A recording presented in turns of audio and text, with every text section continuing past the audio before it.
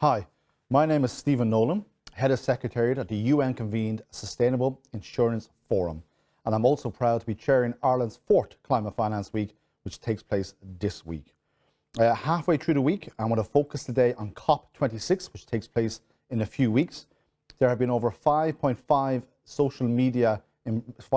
million social media impressions, and several thousand people have participated virtually already, which is quite staggering and shows the interest in this topic. Our next session is one that I've been looking forward to all week, and it's focused on US climate action, specifically at the state level. It is in advance of COP26, it is really important to get the perspective from the US, which is back in the Paris Agreement under President Biden's leadership this year. We have a cracking panel today. California's Insurance Commissioner, Commissioner Lara, New York Sustainability and Climate Initiative Director, Nina Chen, and Washington State's Senior Climate Advisor to the Insurance Commissioner, Jay Bruins. Welcome all, welcome Commissioner, welcome Nina and Jay. Delighted you're with us today virtually in Ireland. It would be great to actually have it with us, but that's not possible. Welcome to you all. So, getting started, if I may, we're going to take a moment where we're going to have every panel member introduce themselves and take a few minutes to tell us what they're doing. And then we're going to get into a bit of back and forth and debate with Commissioner Lara, with Jay and Nina. So Nina, perhaps I can start with you, please, from New York. Yeah, hello everyone. Thank you so much for inviting me to this very important conversation. So maybe I just introduce my agency. So I with the New York State Department of Financial Services, and I'm the Director of Sustainability and Climate Initiatives there. So DFS regulates about 1,800 insurance companies with about $4.7 trillion in assets and about 1,400 banking institutions with about $2.9 trillion in assets.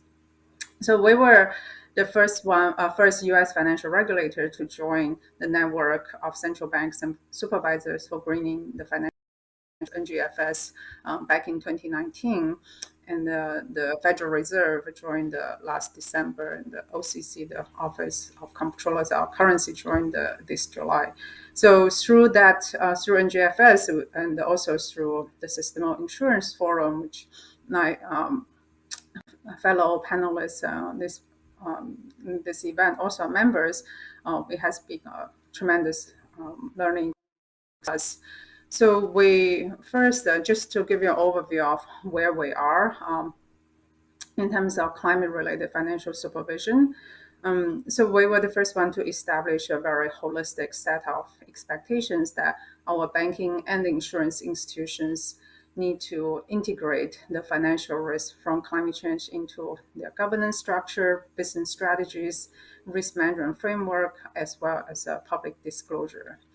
And we issued formal letters to the institutions last fall, and have been with them to understand where they are, as well as to provide support for them.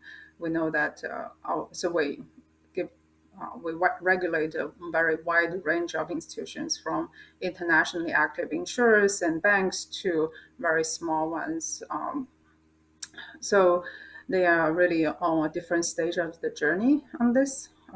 So we have been engaging with them, educating them through webinars, through roundtables, and also since we all the three panelists here represent states, I also want to just say a few words about the state versus federal financial regulation in the U.S., since it's probably not very familiar to our audience here. So we very much understand not just the coordination, the importance of regulatory consistency among states, as well as with our federal counterparts and with our international counterparts. That's also why we are part of NGFS and the Sustainable Insurance Forum. So in terms of the U.S. federal actions, I think also banking supervisors interact a lot with our federal counterparts. Mentioned that the Fed joined NGFS last year, and they created a system-wide supervision climate committee and the financial stability climate committee. And then also indicated that they are developing guidance and will be conducting scenario analysis for the largest banks.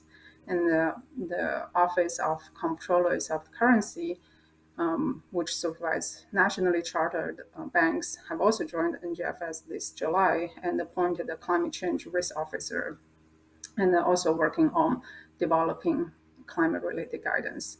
And then the SEC, the Securities and Exchange Commission, recently issued a sample letter on climate change disclosure, exemplifying what the SEC sees as common gaps in disclosure and highlight topics that warrant particular attention from SEC filings. So this fragmented nature of U.S. financial regulation might be it seems frustrating to folks, but at the same time, it really allows innovation and experimentation. My fellow panelists all represent states that have been very innovative in pushing climate solutions in the space. Another example is the IFS was the first U.S. financial regulator to come up with a cybersecurity regulation, which other federal agency and states mostly mirrored later. And on the climate front, we can potentially see the same. So keep an eye on what's happening both at federal and state level. Fantastic. Thank you very much for that, Nina. And when you add up the banking and banking and investment assets, $7.6 trillion. It's just staggering for a small country like Ireland. But it is staggering. And by the way, congratulations. I believe you're the deputy chair of the recently established International Association of Insurance Supervisors and their climate risk group. Congratulations on that. Commissioner Lara, having visited California so many times and fallen in love with the state and its people, it's just been heartbreaking the last few years to see on regular news cycles the tragedy that is happening in California about wildfires, the bravery of the firefighters, the bravery of the communities, but looking at the devastation afterwards, an entire small towns wiped out. People who lived there for generations. It's from afar in Europe and Ireland, it has been devastating to watch, but there in California, it's just, what is your perspective as the Commissioner for Insurance on what's happening right now, please? Thank you, Stephen. It's great to be here with you. And truly, as you said, our firefighters and our first responders are truly heroes. And it is the ongoing challenge we have in California, and quite frankly, many other countries and states that are in this Mediterranean climate that we so love. But it's a constant reminder of, for us here in California, that we need to act quickly and we need to continue to push forward regardless of what the federal government does, because it is, not only at our own peril, but our own survival. It's great to be here with Jay and Nina, my colleagues from Washington and New York. As Nina was saying, like insurance it can be used as a key to really change not only behavior and promote sustainability. And insurance in the United States is regulated at the state level, not the federal level. So as a result, state insurance regulators work very closely together, regardless of party affiliation. And we look at the end of the day ways to not only protect consumers, but protect their assets, and also now starting to work on how we start reinvesting in natural infrastructures. And there is a strong interest among insurance commissioners across the United States to address the constant threat of climate change. At the National Association of Insurance Commissioners, we created a executive task force on climate risk and resiliency, which with Director Farmer from South Carolina. And we have 33 states participating in the climate task force, looking at really 5 essential policy areas.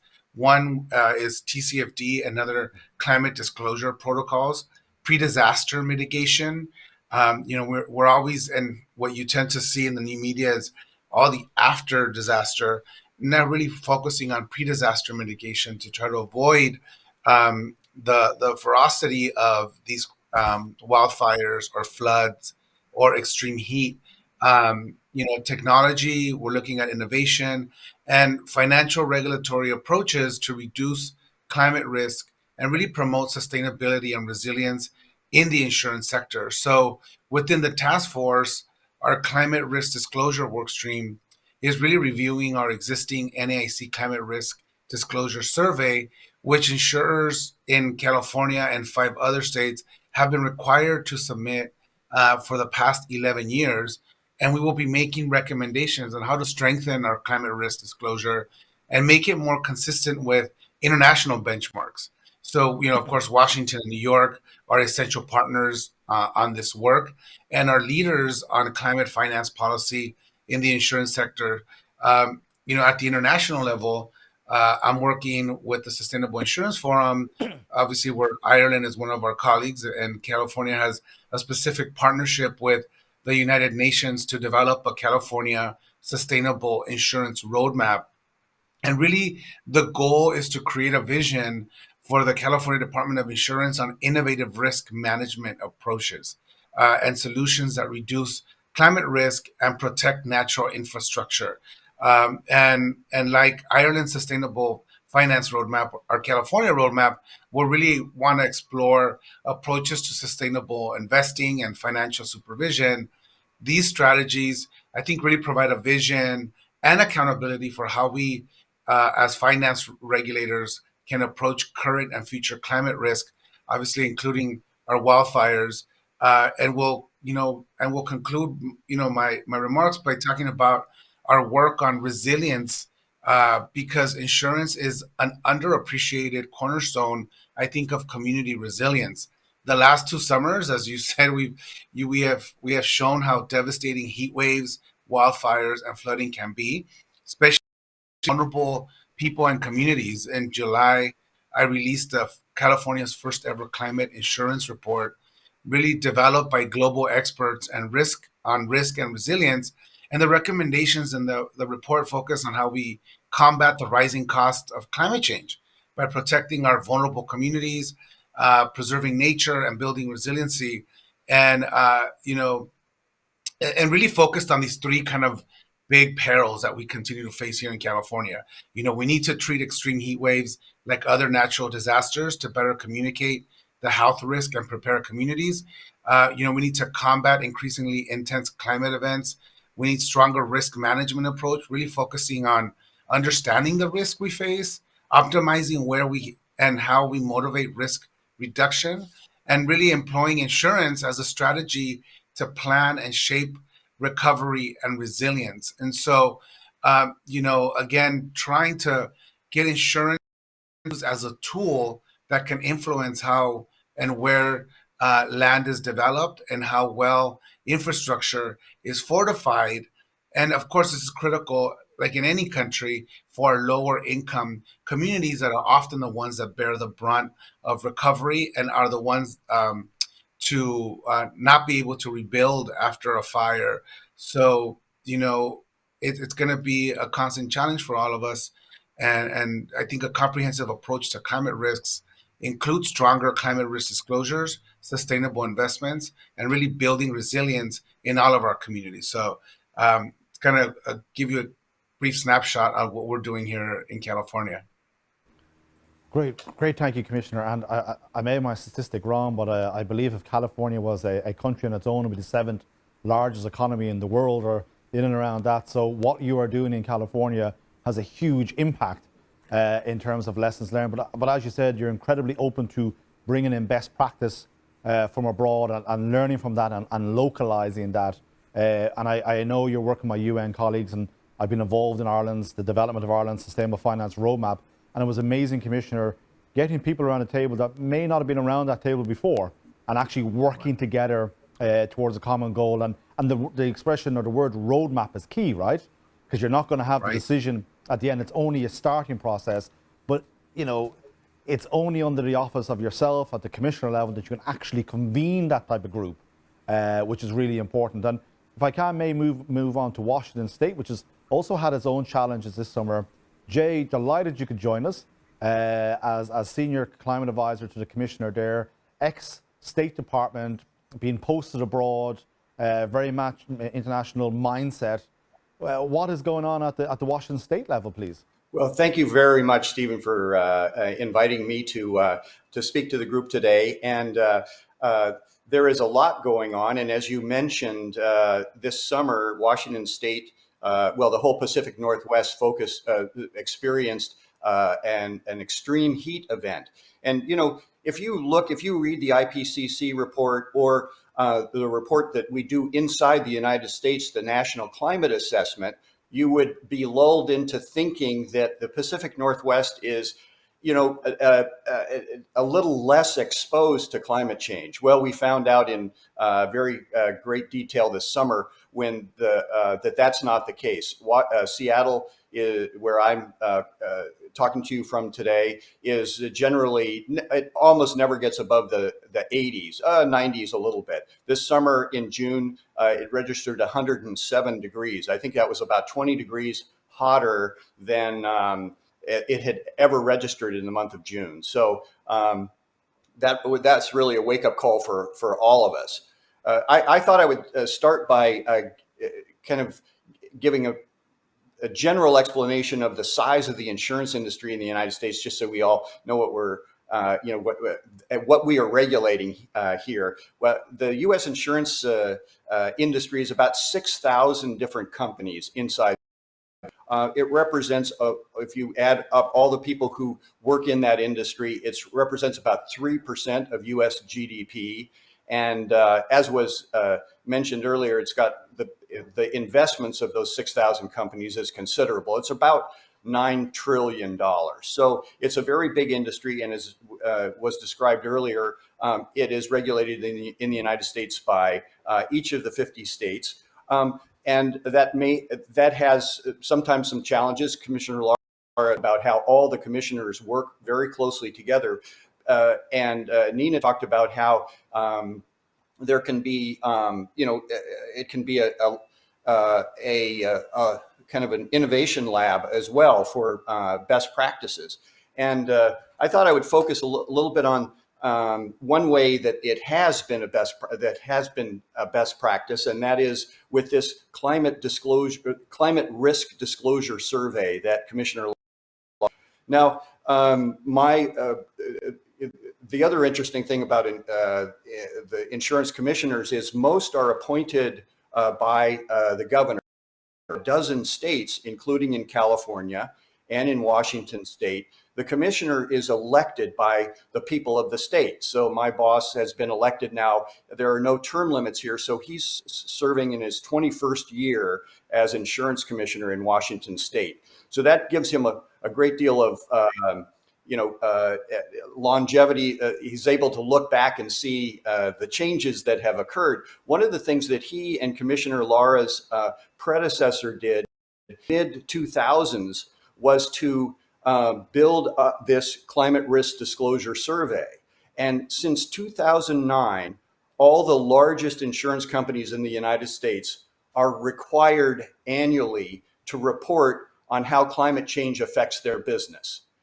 So this is really, to my knowledge, it's the first effort worldwide where an insurance or a regulator of any industry has been specifically requiring the regulated industry to report on climate change. This reporting is housed by the California Insurance Department's website, so anybody could go on right now and see how any big insurer answered this question this year or last year or 10 years ago.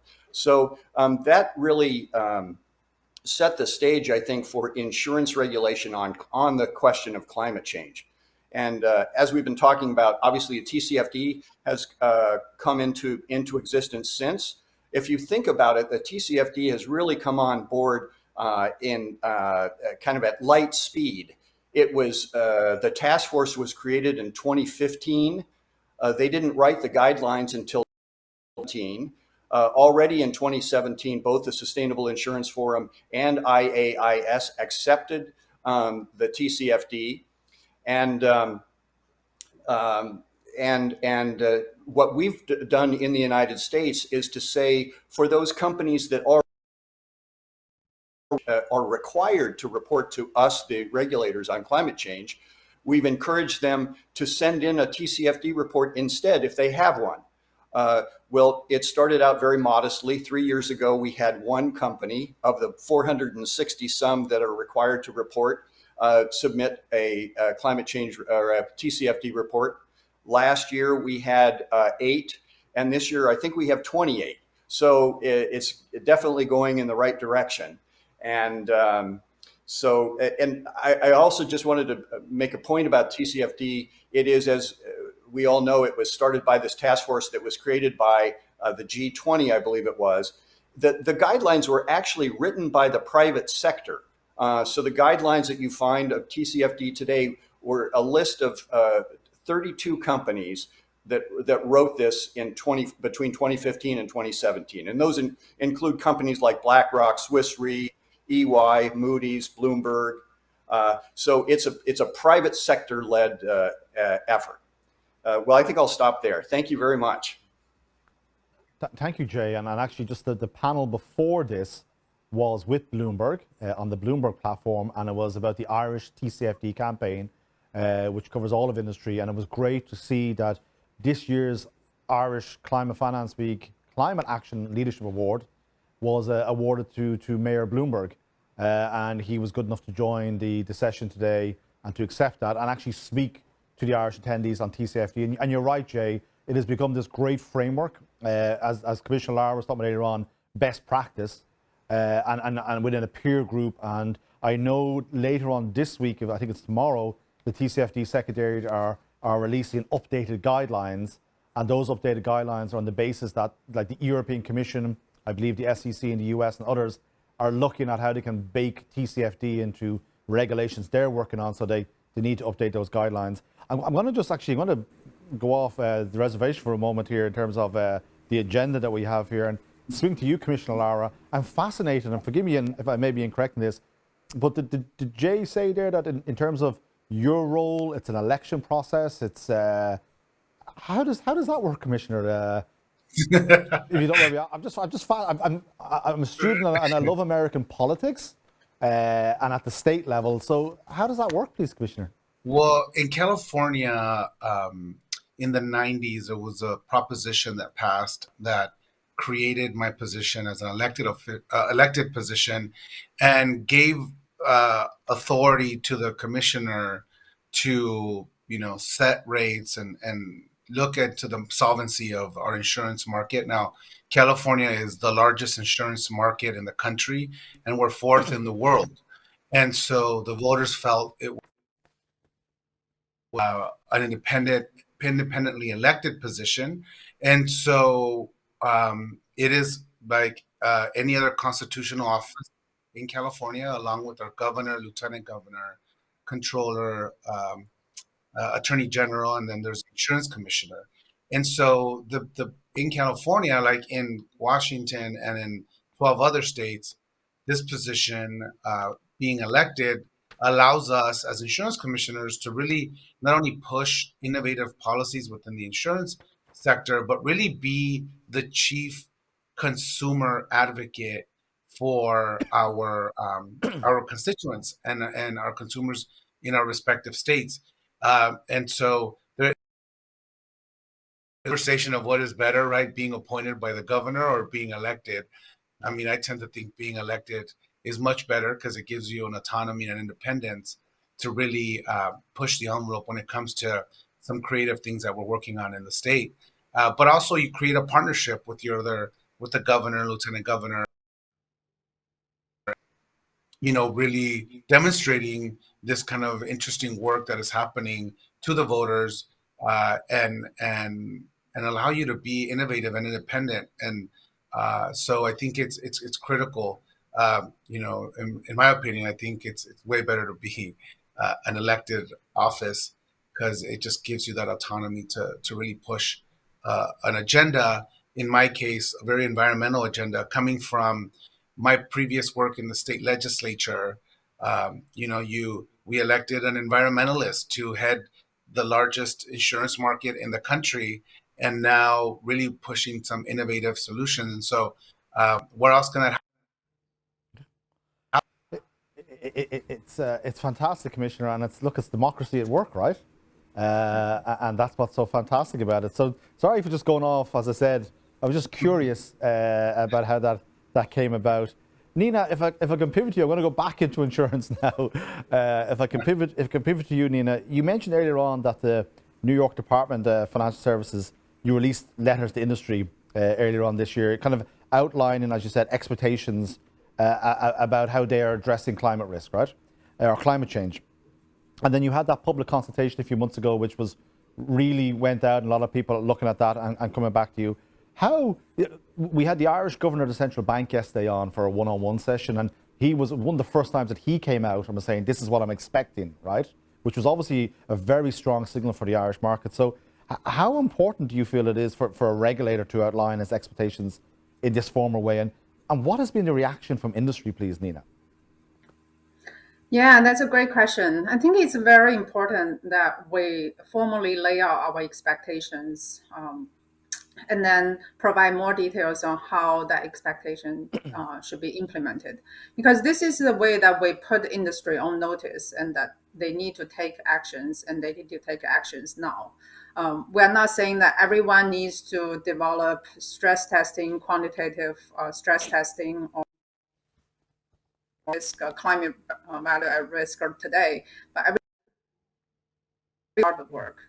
So after we issued the formal communication last year, and I mentioned, we also started examining our insurers on how they are managing climate risk and have been providing feedback on their responses. So this examination process is the formal process that we review all their financials, their internal documents, and it's a very rigorous process to ensure the solvency and liquidity of our insurers, that they can pay the policyholders in the long term. So when we released this proposed guidance, we got hundreds of comments, and where asked about how the industry reacted to the guidance. So overall, the industry's reaction has been very positive. Nobody told us that this is not important or we're overreaching. And the comments more on the details, such as how prescriptive the guidance need to be. So, for example, in the circular letter that we issued last year, we say you need to integrate the financial risk from climate change into your governance structure. So what does that mean? So in the guidance, we give more details that insurers should appoint a board member or a committee to be responsible for the oversight of the climate work. And we talk about what's the organizational structure that's needed, what control functions, audit, compliance, information technology, and so on, that need to be integrated to monitor and manage climate risk. And also how climate change impacts credit risk, impact liquidity, impact reputational risk, strategy risk, and so on. So it was interesting that while some commenters, some insurers said that we're being too prescriptive, while others asking for more guidance. So that just shows our insurers at different places in their journey and different sophistications. Usually the more sophisticated ones, like the reinsurers, have been much more aware of climate risk and being putting in place systems and technologies to address that, would like more flexibility and less prescriptive ones, versus other insurers like life insurers and health insurers who are newer to the space, looking for more guidance. So we, as a regulator of such a wide range of entities, we have to strike a balance overall. And another main point is on the data challenge, where the people recognize that there are data gaps and there are uncertainty in the model and the uncertainty in the policy response to climate change. So to deal with that. So to that, we say we already do have a lot of data. We know where the general direction of travel is going, that more CO2 is going to be more emitted in the short term, leading to more climate-driven natural disasters. And the society's response is also ramping up, evident of the great social interest for this Climate Week event and the COP26. So we will never have perfect and complete data, but it doesn't mean that. But the lack of data or certainty is not an excuse for inaction. Yeah. And I completely agree with that, Nina. It was interesting in a session earlier on today around more focus on the EU's taxonomy. People saying it's, as you said, it's either prescriptive or I'm looking for more guidance. And you have two sides of the aisle saying actually we prefer more principle based. So it's quite interesting. But I think at this point, going back to your point there, Nina, we can't allow that to be an excuse for inaction in terms of lack of data. And we also have to recognize the time frame here. We need to act now. And Commissioner, as you were kind of just saying there, the fourth largest market in the world, we're talking about some of the figures here. These are firms that can actually really have an impact and really move the dial. Jay, I'm just going to come into you next because you mentioned TCFD earlier on, and I said we did something here in Ireland around TCFD, but a big challenge that I'm seeing right now, and Nina was on about the board level or committee, is around the talent that may not exist within these firms, the capabilities that may not exist within these firms right now on this agenda.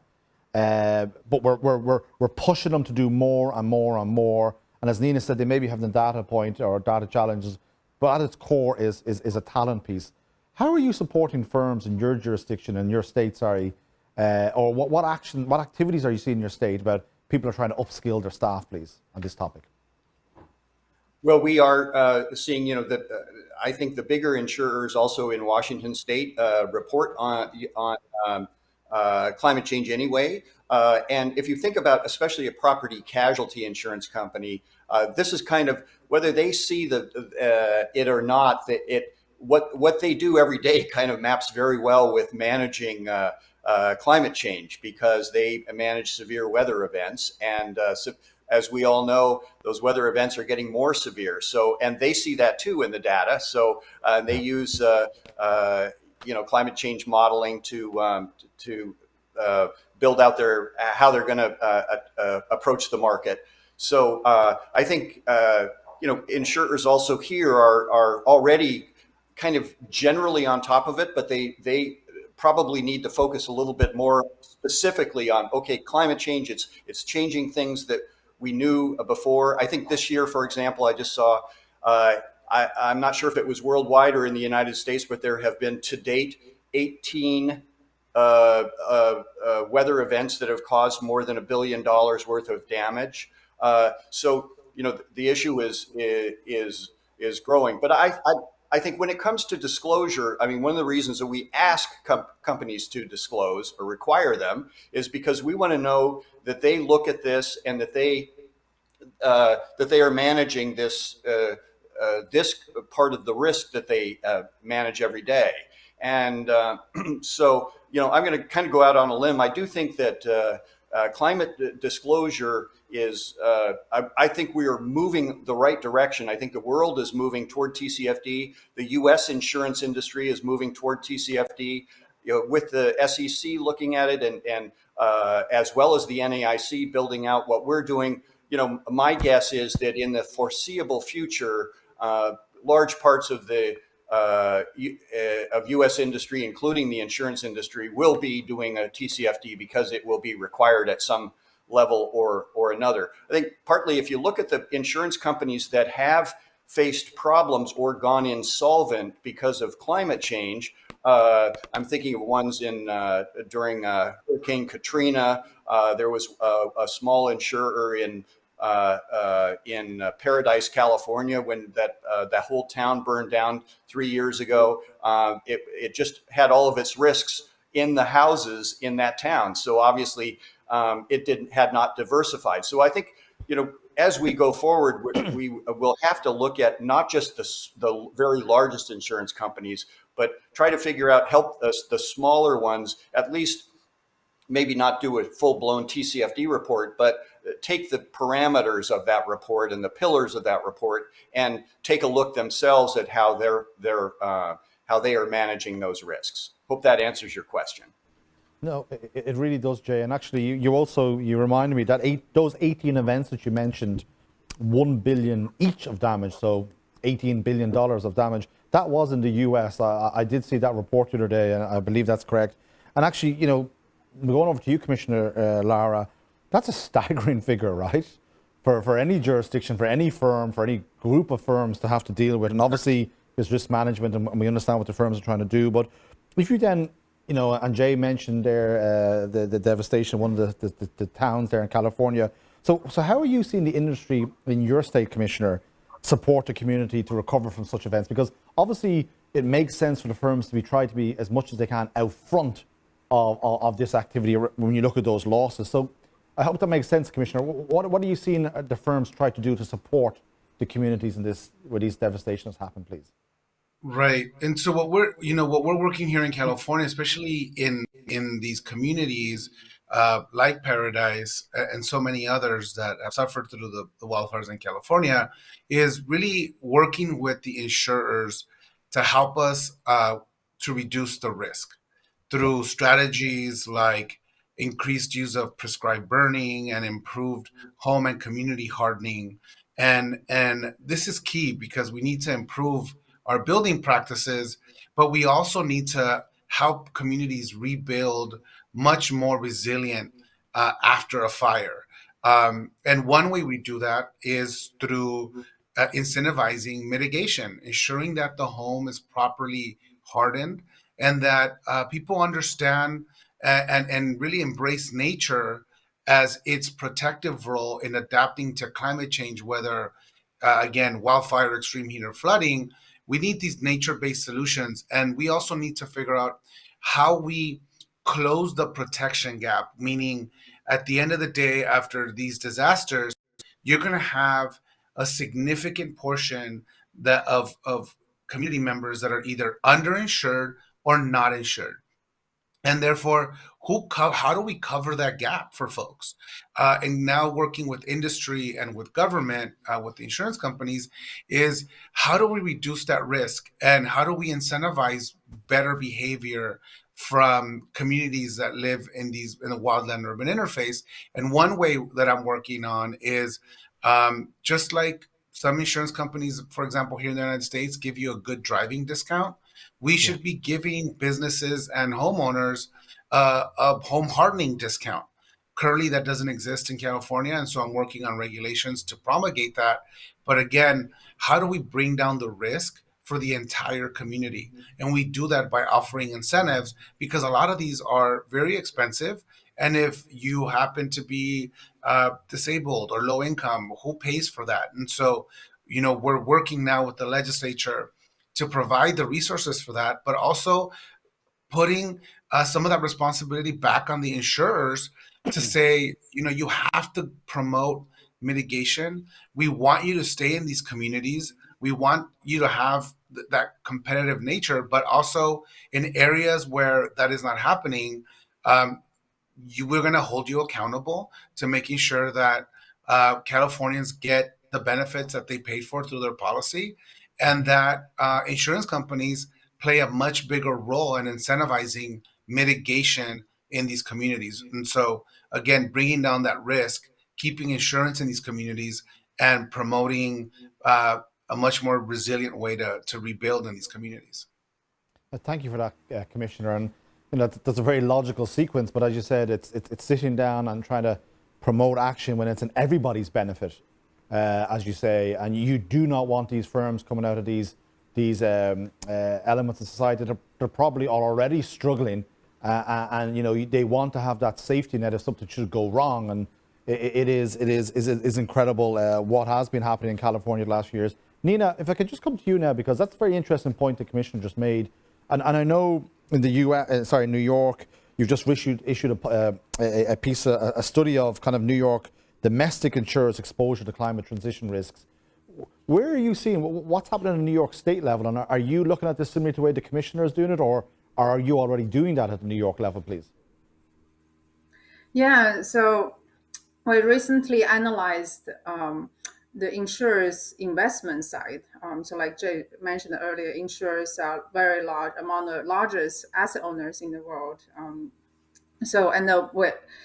We're fortunate to have line by line investment positions of all our insurers. So we're able to analyze how exposed they are to transition risk.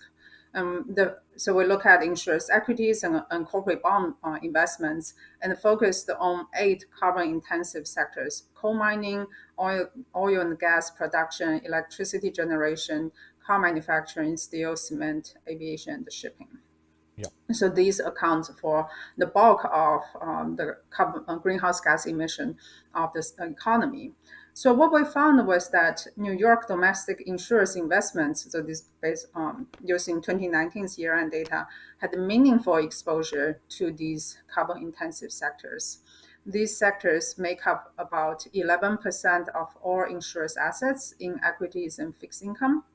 And also, the exposure to these high carbon technologies among these industries vary dramatically among individual insurers. So even though you could say 11%, maybe it's not a huge amount, on average, but as a regulator, we want to ensure that each of our entities is safe and sound or has the right liquidity and solvency. So we found that one life insurer was exposed of more than 50% in their corporate bonds portfolio to these high carbon sectors, and the one property and casualty insurer was exposed to more than 40%, where most of their peers is about 3 to 4%. And we even identified one property and casualty insurer, or I think in Europe is called General Insurer, had all of its equity investment in one fossil fuel company. I know that that company has since sold that position, but that was very concentrated exposure to the carbon intensive sector. And we also found, so that's just in terms of exposure. I also want to look at what's the alignment of insurance investments with the Paris Agreement. So what we found was the 5-year forward-looking capital plans of most insurance investee companies. So if they invest in, say, General Motors or these real economy companies, most of these real economy companies' forward-looking plans are not Paris aligned. And insurers were over-invested in coal and oil-fired power generation, under-invested in renewables. And then for transportation, although insurers invested sufficiently in electric vehicles to be Paris aligned, they underinvested in hybrid vehicles and also overinvested in internal combustion engine vehicles. So when our entities underinvest in low carbon technologies such as hybrid cars or electric vehicles, they could miss out on many opportunities that arise from this transition. And what's more striking is, in many cases, insurance portfolios were less Paris aligned than the market benchmark, which means that there's room for improvement. So in the report, we also share strategies to mitigate transition risks, such as divestment, investment, divestment from the high carbon sectors, investment in the renewable, in the low carbon solutions, excluding companies with high climate risk, or also engagement, using their power as investors to influence corporate behaviors. You know, Nina, that's so startling the way you just outlined that. And it's a real, a breakdown of the different sectors. Even that, example of one firm having, equities 100% in one firm, fossil fuel firm. It's just mind blowing when you think about what's going on and the debate that's going on the last few years about this agenda. That I can understand firms got position and they obviously have to have a strategy to get out of that position. But to actually have a firm with, its strategy is one firm, that we're putting all these eggs in one basket, it actually is mind blowing. Jay, but sorry, before I get to Jay, but it's fascinating then to see that, you've done this study, you've recognized the challenges, and now you're going out and saying, by the way, here's examples of strategies that you could potentially use to mitigate this, as the governor kind of said earlier on around that kind of mitigation. So that's phenomenal to see that happen on the flip side as well. Jay, just staying with that, because I think that's quite startling to think about firms. As I said, we know they have investments, but would that be similar in Washington State, or are you getting down to that level of detail? We don't look across all companies that way, but to date, when we do an audit of an Washington domesticated insurer, we have not found that we believe that they are way over invested or under invested in something. That's generally not what we found. But it would be a good question to find out over time. But I think the one thing that's pretty clear is that insurers just generally on the macro scale in the United States as well as in Europe, their investment portfolios kind of look in many ways, if you aggregate them, they look kind of the same. And it stands to reason, because insurers, they take the premiums that they are collecting from their client, from their insureds, and then they have to make sure that they're not like a hedge fund or something that they can take and risk that money. They have to put it in something that they know is going to pay out, because they know they will have to pay claims in 2 years or 5 years or 10 years. So their investments are oftentimes very much more fixed income, and it's corporate bonds. For example, I think the U.S. Insurance industry, it's true with the European and the Asian as well, buying bonds from electricity utilities is a pretty big part of it. It's a small overall; it might be 5% or something, but in terms of the carbon footprint of those utilities, it's kind of high. I think as we move away from, as we settle this question on disclosure and we move forward on TCFD, then the next question is, in my mind, is how else can insurers be very practically help us get to net zero by the end of this century? And they're not going to take, like I say, they're not going to take that $9 trillion of investment and invest in some new untested technology. But it seems to me, as Curtis Ravenel was talking about in your session with him, he talked about there needs to be this investment in the transition. And, we all know that to get to net zero, we'll need to, quote, electrify everything, end quote.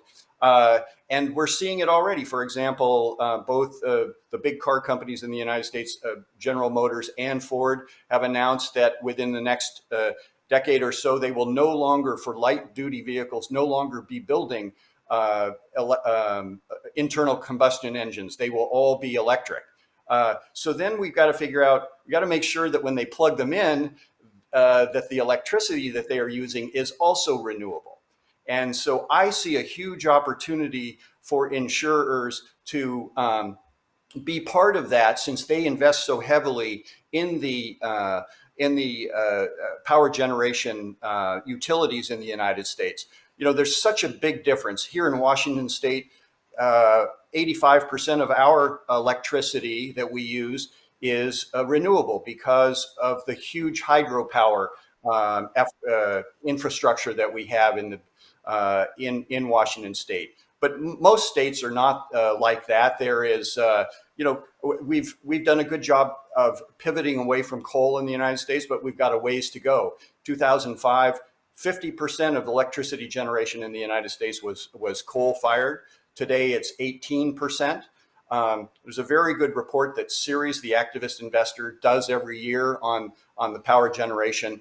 But it seems to me that's where, in order to get those utilities to provide to all of us electricity that is renewable, that comes from their wind farms and solar farms and not from their natural gas fired power plants, there should be a dialogue between the insurers who invest by buying the bonds from those coal company or those power generation companies and the execs of those power companies. I think that that's a way where insurers, based on what it is they do and do well, can have a really big impact to, as Curtis said, invest in the transition.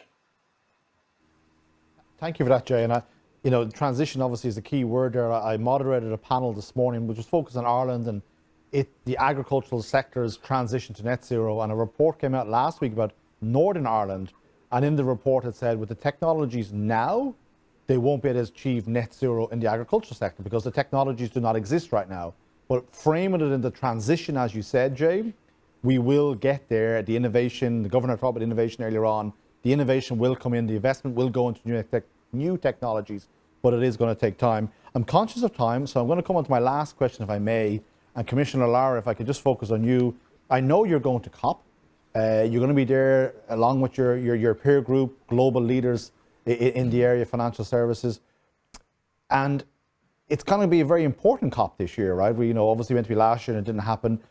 What are you hoping to see? What are you hoping to get from your participation?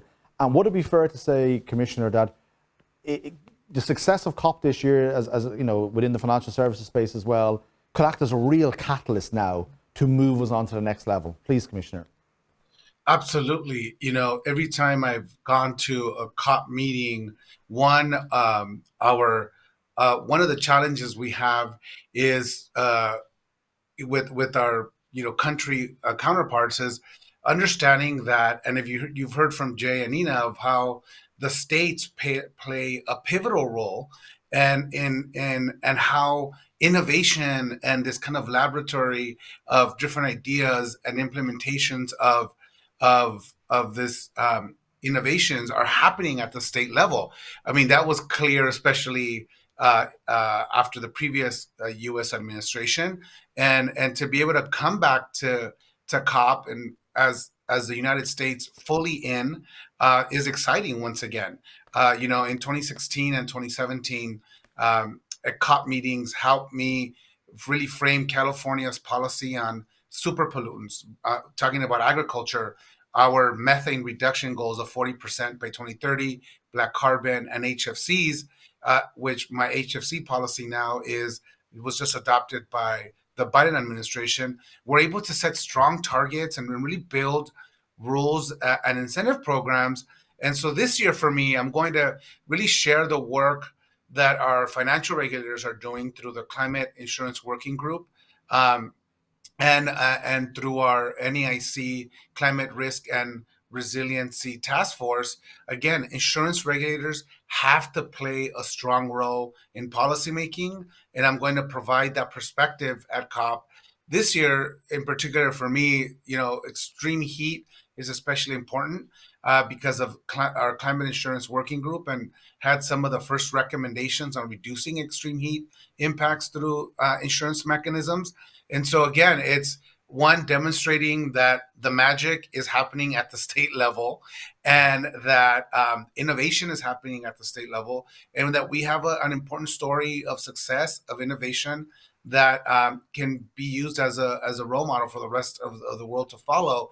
And so, hearing Jay and Nina speak, it's always inspiring to see what we can do as regulators at the state level to continue to push the envelope to get us to net zero, and also making sure that we bring the insurance industry along, especially in the United States, that has for so many years, in my opinion, just kind of turned the other way. Now we are forcing them to be part of the discussion, and I think it's going to lead to some great innovation and great accomplishments at the state level that ultimately will inform our national government. And thank you for that, Commissioner. I'm hoping to meet you there in person. I will be attending for a few days, and I know with our sister organization, the Principles for Sustainable Insurance, and Butch McCarry, if we could clone Butch, it would just be incredible what we could get done, right? We'd have to clone a lot of scarves as well, but I think that would be the price to pay. He's just a great guy, so I know you're doing something with him on the 3rd, which is the Finance Day, so I'm hoping to participate, or at least support that. Commissioner, I know it's a silly question because it's a very obvious question, but the change between administrations, getting back into Paris, I'm not going to say, but an Irish-American president who we're very, very proud of here. But it's just amazing to see let's get on with it, guys, right? And via this topic. Would that be fair to say? Absolutely. And to speak on California's behalf, that was the headquarters of the opposition of the last administration, and being able, I was in Bonn when we were protesting our own U.S.-led event at the time in COP, to now really having a full embracement of these policies. And I think more importantly, at the National Association of Insurance Commissioners, we have successfully, thanks to the leadership of Washington, I have to say that we are having these discussions in a way that we've taken out the politics out of it. And so, again, demonstrating and sending the message to the world that as insurance financial regulators, we're working together hand in hand. And that's happening in the at the state level is critical to send the message back and to continue to help educate our colleagues around the world of how the different government structures work in the United States, and that having a player like California at the table along with other countries really is one of the biggest market shares in California when it comes to not only consumers of insurance, of financial products, but that they also have an obligation to the people of California and to the country to stay engaged in these issues. And so, I'll tell you, when my mom says it was also another Irish American president that made us Democrats. So, we're big fans of the Kennedys and the Bidens. So, it's always a great day in my book when we got an Irish American president. Well, look, that's fantastic here, and it's fantastic to have that linkage. As I said to somebody today, I believe in the last U.S. census there was 30 million Americans claimed that Irish descent. So we've got a very, very strong Irish diaspora in America. Again, just conscious of time, Jay, just very briefly, COP26. What are you hoping to see happen? I'm hoping to see them solidify some of the direction that we're already going in, and to convey a sense of urgency that we've been talking about in the run up to COP, that we really need to do something by 2050, do something, that is to say, go totally to net zero or before. And we're seeing every single year what happens if we don't get there. So that's what I'm hoping, is that we'll come out with even more urgency. I share with Curtis Ravenel that the move that I've seen in the last 5 years, I've been doing insurance and climate change for 15 years, and the last 5 have really been have really moved forward. But we've got to move so much further in order to really ensure that this planet is pretty comfortable going past 2050. Thank you, Jay. Nina, COP26? Yeah, I'm hoping that we really see not just the long-term commitment, but also the short-term targets of 2025, 2030 goals that people commit to, which will then enable us to get to net zero by 2050. Thank you very much, Nina. We're bang on the hour right now. I've got people frantically waving at me behind the scenes to tell me I'm on the hour. Typical Irish, I'm chatting away. So I please do forgive me. But I suppose, Nina, Jay, Commissioner, I really thank you for your time today. Commissioner, thanks to Mike and Deborah for working behind the scenes to make this happen as well. I look forward to seeing you in COP. It was great, and I really thoroughly enjoyed that session today. And I suppose the real takeaway for me is 2050 or before, the amount of work that's going on at the state level, that engine in America, I'm working on this. But also, as you said, Commissioner, the magic at the state level, right, as regards innovation and so much more. And so for me, here in Ireland, obviously I'm involved in SIF and head of the Secretariat, so I see this work, but I know our audience here in Ireland would have been fascinated by it. And also, Commissioner, if I may personalise it, your journey as well in terms of getting elected. I just found that fascinating as well. So thank you very much for sharing that with us. Jay, Nina, Commissioner, thank you very much, and goodbye from Ireland. Thank you. Thank you.